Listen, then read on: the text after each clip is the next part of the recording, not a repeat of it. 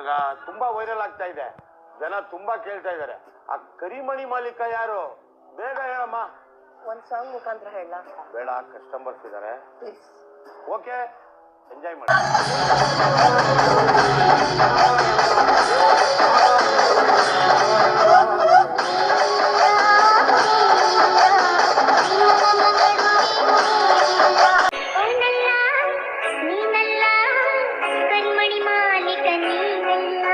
ಮತ್ತೆ ಯಾರು? ಕರಿಮಣಿ ಮಾಲೀಕ.